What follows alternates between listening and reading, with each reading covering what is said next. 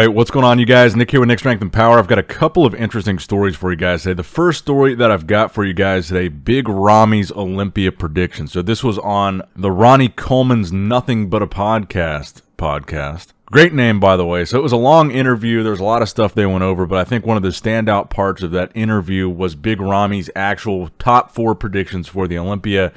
So he says that he is going to win, obviously. In second place, he has Hadi Chupin. In third place, he has Brandon Curry. I thought that was interesting since Brandon was runner-up last year. In fourth place, William Bonac.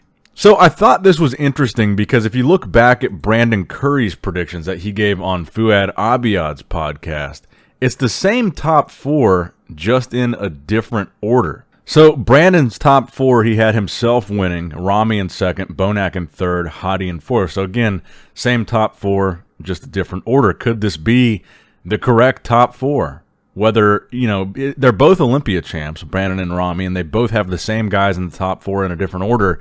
These are interesting predictions, and I think they're solid predictions.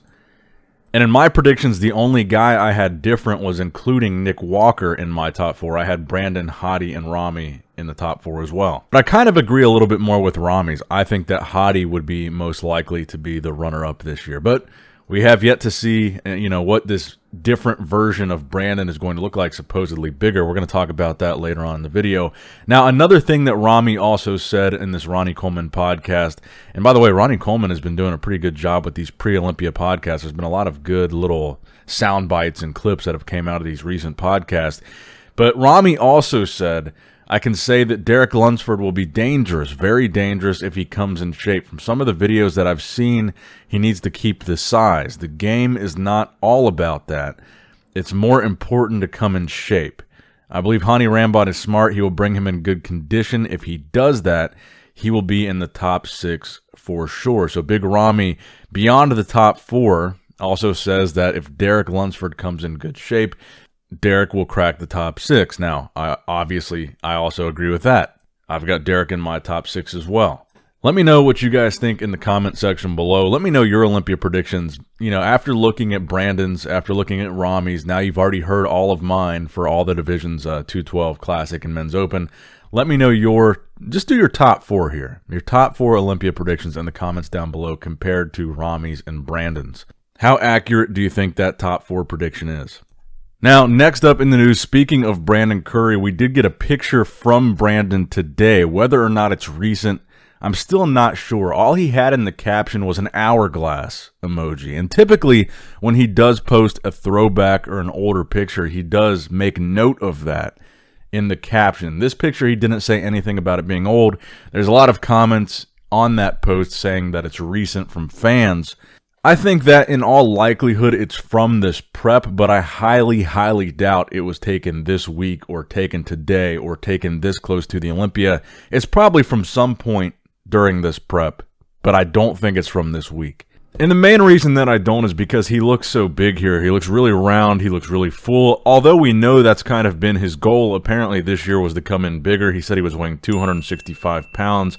I believe around 2 or 3 weeks out that was. But I have seen some pictures of Brandon from this prep that I don't think people have seen, and I think he does look really impressive. I honestly thought about changing my predictions again. I mean, this is really, this Olympia is just impossible to predict. I really do think anything could happen here. Is there a chance Brandon comes back and wins the title back? I think there is. Is there a chance that Ramy wins?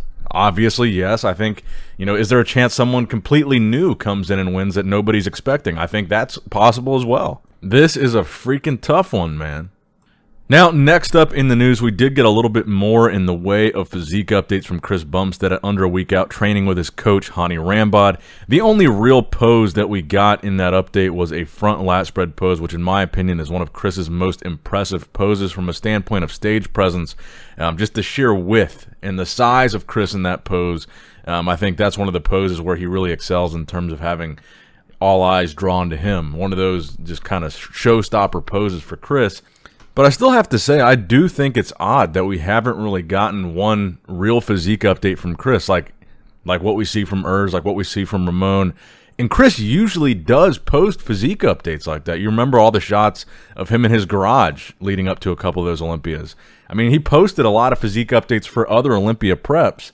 But for some reason, this prep has been different. He's posted fewer updates than really he's ever posted before, which I think is odd because Chris, he's always seemed to be a guy that understands the social media aspect of the sport, which like Nick Walker and Hunter Labrada are demonstrating that people really want to see constant physique updates. And Chris used to do that. And that's one of the reasons why Chris is one of the biggest following guys there is in the sport. He's got like 10 million followers on Instagram. So that's really the main reason why I point that out, is because I think in Chris's case, it's even more unusual for him not to be posting physique updates. Like I said, every update that we see is kind of just him in a tank top and shorts, which it's not typical for him. And just like any other bodybuilder, Chris doesn't have to post anything. He doesn't have to share anything from his prep. But again, he's a guy that typically does. So it's still one of those things that I think kind of feeds into the conspiracy about maybe there's some kind of injury, maybe something's going on with the arm, maybe something didn't go right with prep, maybe it was part of his switch to Hani Rambod, maybe that's more of Hani's approach to this prep than Chris's. Who knows? But either way, it appears that we are going to see something different from Chris at this year's Olympia. I still think Chris is going to win, but I just think it's odd nonetheless.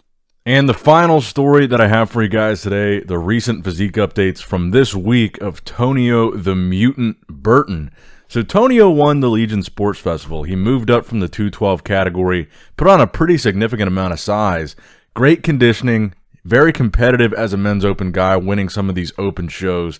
The question is, where will he land at the Olympia? And the thing that really impresses me about Tonio is even with his smaller stature, crazy roundness and fullness throughout the shoulders, the chest, the arms. His shoulders in particular are just some of the roundest, craziest shoulders. Even though he's not the biggest guy in these lineups, he's just got like these basketball delts. And again, I think this speaks to the depth of field of this competitor list at the Olympia. He's qualified. He's going to be there. But where is he going to place? I don't see him in the top 10. And then you talk about the call-out that's right outside the top 10. I said I see that as being like a James Hollingshead, Justin Rodriguez, Blessing Awodabu, Rafael Brandao for those 10, 11, 12, 13, 14, 15-ish spots. Would Tonio be in that call-out? Would he be a call-out ahead of that? Would he be a call-out behind that? It's really impossible to predict. I guess, if he came in really, really good condition and caught some guys slipping, I wouldn't be shocked at him being in the 10 through 12 range. I really think it would be hard for him to crack the top 10 and be in there. But 11 or 12 for a totally on Tonio Burton at the Olympia, I think would be a reasonable placing. But again, just very demonstrative of the depth of field of this Olympia. Let me know what you guys think in the comments section below. That's going to wrap it up for the video today, guys. I hope you did, in fact, enjoy it. Make sure you like and subscribe for more Olympia coverage just like this. And as always, I love you guys. I appreciate you guys. Nick Strength and Power signing out. All right, guys, don't forget to click that like button and subscribe to this channel if you enjoy the content. Also, check out my Instagram at Nick Strength Power. My Facebook page, which is simply Nick Strength and Power. My secondary YouTube channel, Nick Strength and Vlogs, for vlogs and bonus content that you will not see on this channel. And consider subscribing to my third YouTube channel, Nick Strength and Pokemon, which is all things Pokemon and trading card games, completely unrelated to this channel. So if you're into that, give that one a look. And all links to merchandise and social media will be in the description box below. If you guys want a Nick Strength and Power t-shirt, that will be in the Shopify link below. Have a great day.